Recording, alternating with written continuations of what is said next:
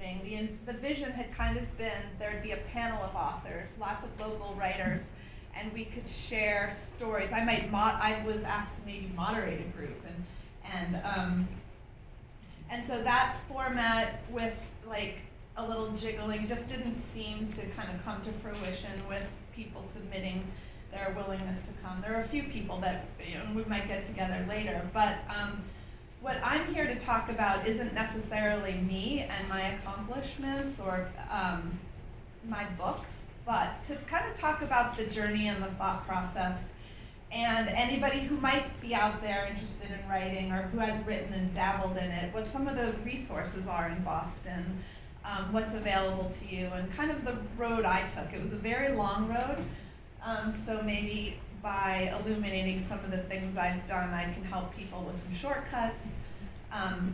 The way Paula described it, I did go to Smith College.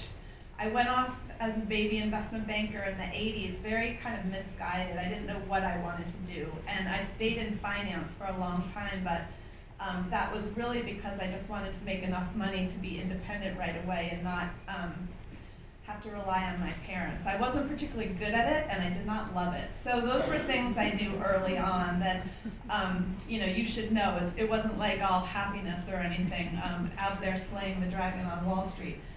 So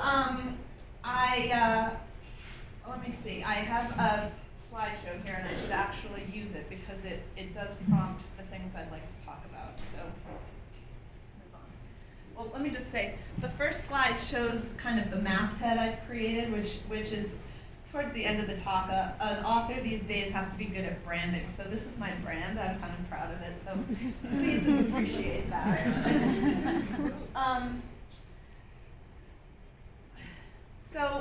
Paula also mentioned Harvard Business School. I was a research associate there. I was not a student there. I was writing cases for the retailing class. And that's where I got my first taste of the writing life. That was the last job I had before I stayed home full-time with my kids. And I kind of saw how fulfilling it was to write something and create something. Although they were Harvard Business School cases, they had to be entertaining. And they had to be true and entertaining and have a certain structure. And I really did enjoy creating those.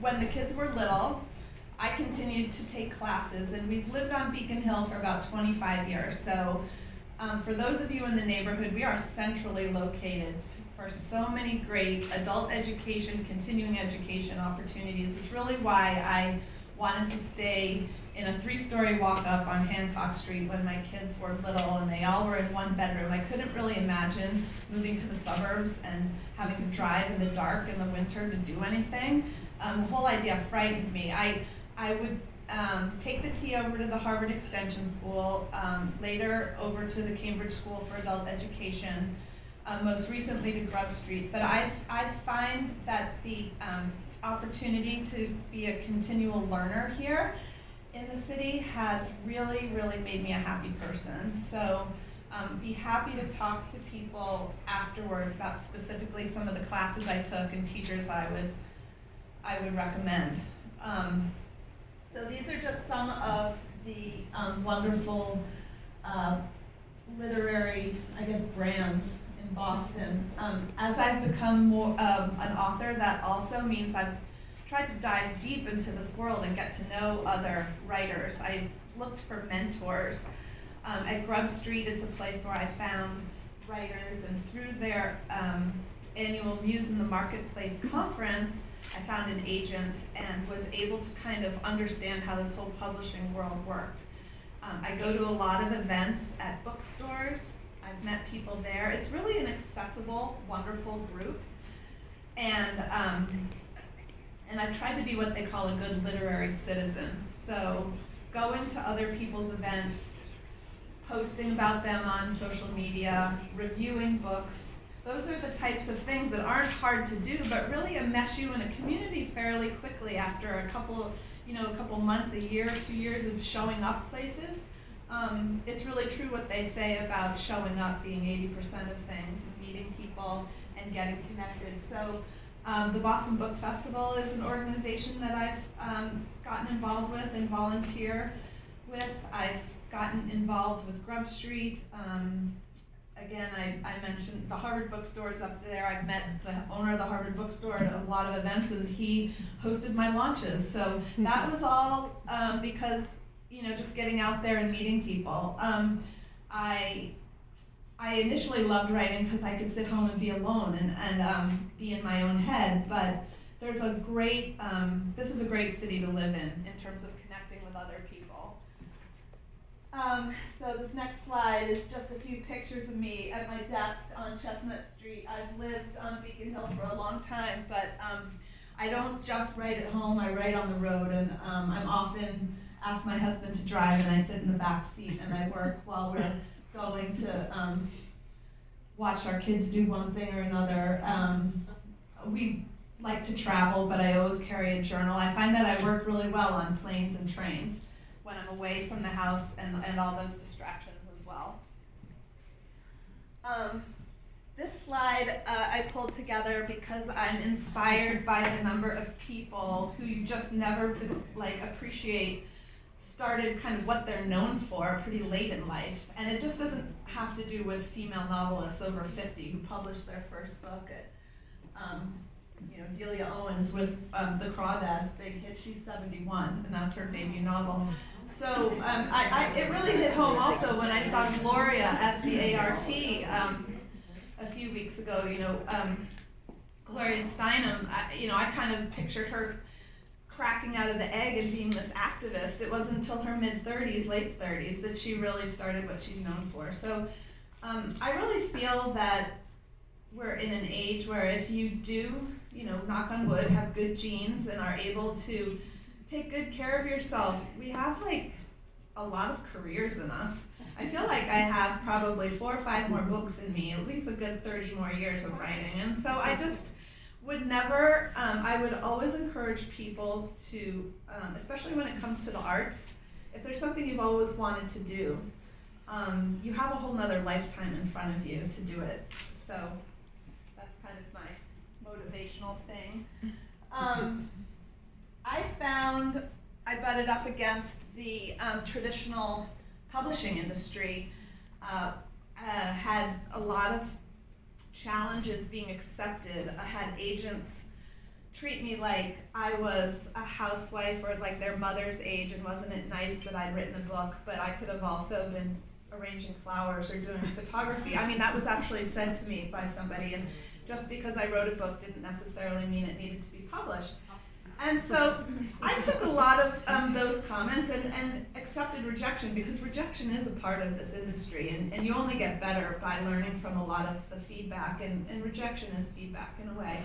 But we live in an amazing time to be an author or a content provider, because there are a lot of avenues towards getting your work into the world. You don't just need to rely on the big 5 publishers. The big 5 publishers are the gold standard for sure, but there are a lot of readers out there who enjoy books by indie presses and indie authors, and a lot of bookstores that are willing to look at debut novelists that don't necessarily come from the big 5, aren't necessarily reviewed in the New York Times. So I found this press in Berkeley, California called She Writes Press, and it's a female press. It publishes female authors. It's a female-owned press, and it's a hybrid model where authors invest in their own print run. So it's kind of a partnership where the publisher makes a certain investment and the author makes an investment in the print run. And because of that financial model, they're able to take risks.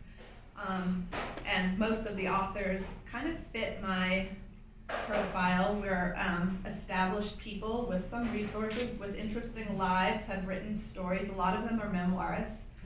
But our books win awards, our books get reviewed, our books sell quite well, and as a result, we aren't on the typical model that you hear about getting advance and paying back the advance and having royalties. Since we own our inventory, we are, it just works entirely differently. And so this whole era we live in with indie music and indie film, there are indie books and indie publishers kind of filling in that gap. between kind of an amateur self-publishing on one end and a highly competitive, difficult to break into traditional world on the other end. Whatever you're interested in, there's probably a middle ground of somebody kind of breaking boundaries and being a disruptor. So I like the idea of being a disruptor. My advice here is to seek out disruptors in your industry and don't take no for an answer. I've connected with lots of readers. My agent, I brought a few copies just to show you. My agent sold my book traditionally in French and German, and I sold it quite well. It's an Amazon Eden was an Amazon bestseller. So it does. You just don't always need to go the traditional route to think that that's your only choice.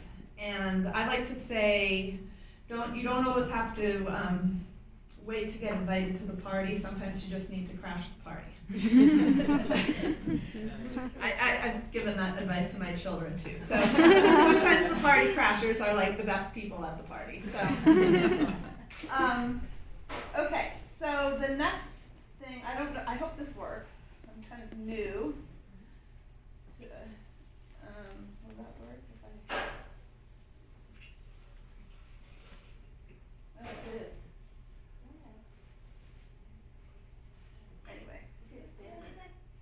But I don't see that on my screen. So anyway, I'm gonna just. Oh, There we go. It's a weird screen on screen, but I said I had to be a brand. I also had to I created visual trailers. There was a Long Harbor social register published each summer. This gives you a little and sense that had of ticked the off the names of their dinner guests with a felt tip pen, just like Sadie used to. It was as if Becca set out to do her mother proud, as if she owed it to Bunny and Sadie to devote her life to Eden, to the whole town for that matter. Even in this heat, Becca prided herself on looking fresh in sweater sets and pearls. She dressed beautifully when she and Dan entertained, back when an invitation to Eden was the pinnacle of social achievement. Bunny removed a scroll of paper from his briefcase, moved some of the dishes aside, and spread it across the tablecloth. This, my dears, is a map of Long Harbor, Rhode Island, and today, your daddy bought a piece of it.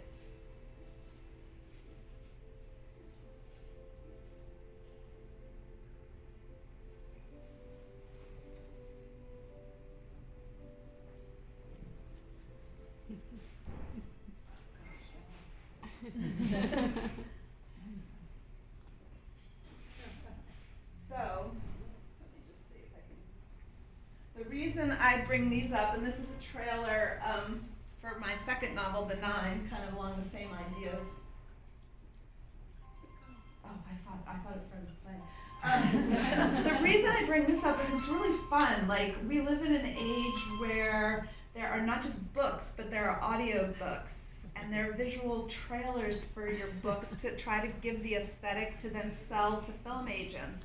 And so the content you create takes on a lot of different forms, and I've had the most fun with the production of the audiobook.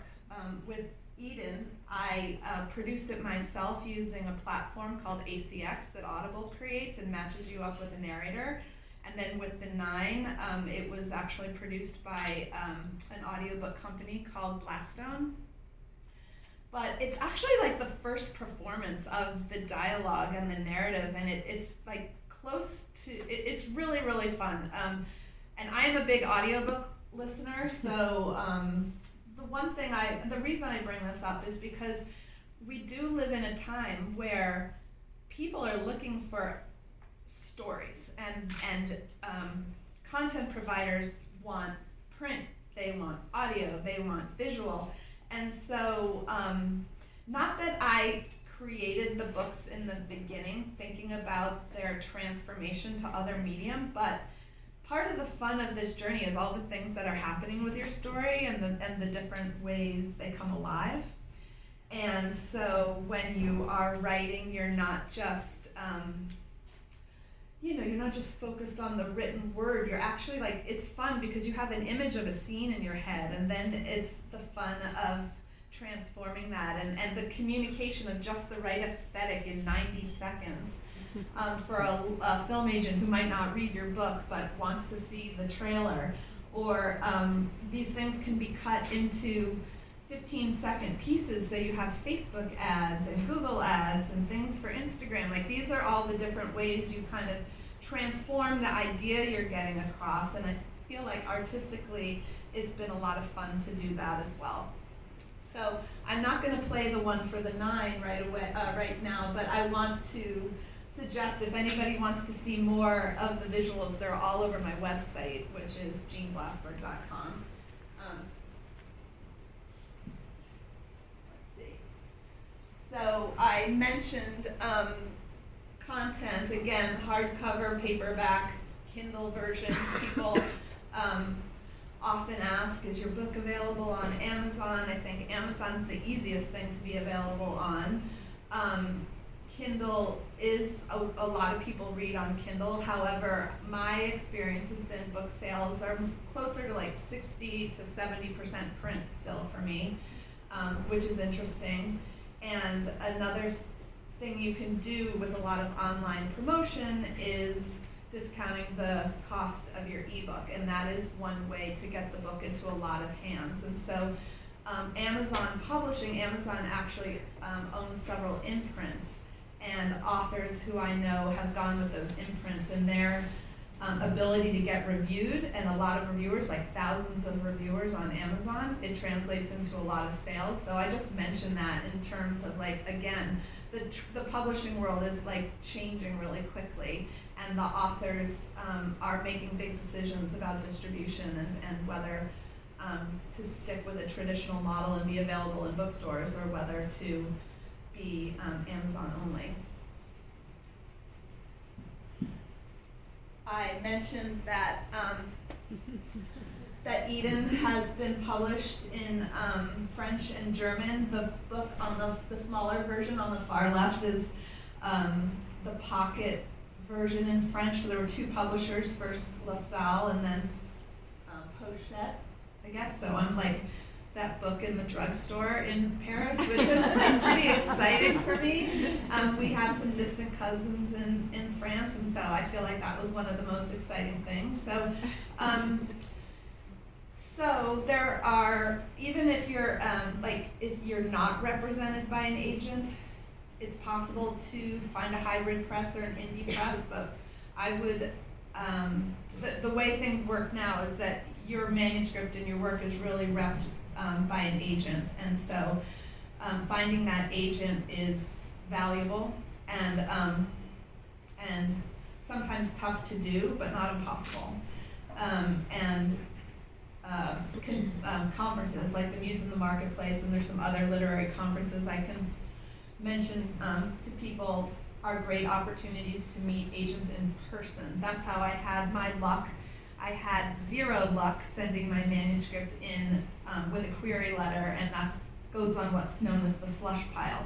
So most great agents probably get, several hundred a week, and have assistants kind of go through the slush pile. And as you can imagine, you're at the whim of if somebody had something good for lunch that day, or you just, so much is out of your control. I felt like I did a lot better when I could meet people face to face, which is kind of, I think, a theme in this talk.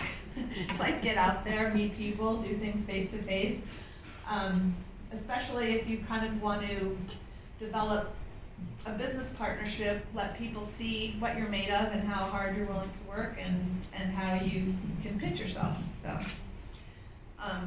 Not that, if you want to write, not that that's like a prerequisite. I'm just giving you my story. That's kind of what's helped me too. Along with the, so when a book comes out, you have about, it's a very short shelf life of being a new product. You have about 90 days to go on tour, where bookstores are going to take you seriously and treat you like an interesting new thing. After about 60 or 90 days, you're kind of being replaced by what's new on the shelf. So going to bookstores was something I did. The 9 came out in August. I was on the road from August 20th right through Thanksgiving. And people say, oh, isn't that tiring? Do you enjoy doing that? I actually first wanted to publish a book to see if anybody, would anybody want to talk about this? Are the themes in this book interesting to anybody but me? Am I the only person who kind of sees the world this way and is fascinated by the change in women's lives over the 20th century? I decided when I had to kind of pony up that money for the first print run with She Writes Press, like if maybe 25, 100 people read this book, and maybe that would be success for me. I really did create a definition of success, which was connecting with readers and connecting with book clubs or libraries, and the ability to have conversations. I never framed success in terms of making my money back, numbers of books sold, awards won. Those are things that kind of the industry, and the more you get into writing circles, those are the questions they ask, like, who's your publisher? How many books have you sold? And it's easy to compare yourself to other people when you start using those kind of conventional metrics to define your success. But if you are brave enough to put yourself out there and be an artist and create, and you show up for yourself and you actually finish something, finish a book, regardless of whether anybody else reads it, there's so many definitions of success that I think are way more important than the conventional ones. And so for anybody who wants to take a chance, I would obviously, you don't want to lose a lot of money, but you also want to define success in a way that is achievable and is actually really meaningful. As far as the print run that I had to first finance, I thought, we go on vacations that cost more than this, or we just put a new roof on, which costs more than this. We do a lot of things in our life that cost more than this, yet spending the money on myself seemed prohibitive and frivolous, and I felt like it was not necessary, or maybe investing in myself would then trigger this thing, if it was a failure, it was even more of a failure because there was money involved. And I have to tell you, it took me a little while to get over that, but I laugh at that fretting woman that I used to be thinking about writing that check, because this has changed my life dramatically. I never spoke in public before. I was incredibly afraid to speak in public. I didn't know, well, I knew a bit about retailing and business, but I've learned about this industry from printing a book through distribution, through the independent bookstore, through all sorts of channels. I feel pretty savvy about things I've learned along the way. I've met an incredible world of new friends and people who inspire me. And so I would just say, as women, we sometimes don't give ourselves permission to spend things on ourselves. And you can get, your next car just doesn't have to be as nice. Things like that make a big difference, and you can spend that money different ways. Or and I'm speaking from a place of privilege here. I completely will own that. But there are levels of choices along the way throughout your life, and the ability to save towards something. So I'm just, in whatever frame it takes, whatever order of magnitude it is, invest in yourself. And you don't even have to tell other people. It might sound crazy. Keep it private, but love yourself and value yourself, and do that for yourself. I literally, someone here is a squash mom. I think I paid more money for my kids' squash lessons in 1 year than I was willing to invest in myself. So it got ridiculous. Okay, so just do it for yourself. Okay, and then the last. Well, I guess this is just even though I'm hybrid and even though I'm indie, I got a lot of coverage. And that came with some of my own hustle, but what's even required by any author these days is hiring a publicist, because your press will put certain marketing dollars into you, but not as much as you probably wish they would. And so this is an effort of me and my my publicist, who is works for a subsidiary company of my publisher. Happy to talk about publicity to anybody who cares about that. Also, great online writing resources. We're going into a period maybe of confinement in certain ways, and you can work on your writing, you can take online classes, you can connect with writers on Twitter and Instagram and Facebook, and actually my connections on Instagram have sold a lot of books and have resulted in a lot of book reviews. And it's great because Instagram bookstagrammers, as they're called, they're all over the world, and so your book gets spread out into the Ethernet quite efficiently with very little cost. Facebook ads and Instagram ads are a very good way to reach readers, and this is an example of a giveaway. You know, you partner with other authors and you advertise a giveaway and get lots of people to sign up for your newsletters. You discount your books for a 24-hour period and helps you make bestseller lists. And yeah, there's just been a lot of ways to reach readers. Again, some of the emails I got early on from readers of Eden, I would read and I would be like, if all I ever did out of this whole thing was get this email, it's enough, you know? And so it's been really touching. I won't ruin Eden, but for those who haven't read it, it's a story of reproductive rights, really, and there's a child who's given up for adoption, and I touched a lot of people. I researched that the hospital in which the baby was born is a real hospital in Kansas City, and at some of the book events I've gone to, I've met children who were born there and actually helped them through my research with finding their birth parents. So it's just like incredible that I never dreamed that this was like kind of the message the book was supposed to have. Yeah, so I think I've been talking for a while. I really want the rest of this evening to be questions and answers. I'm open to talking about anything that I've touched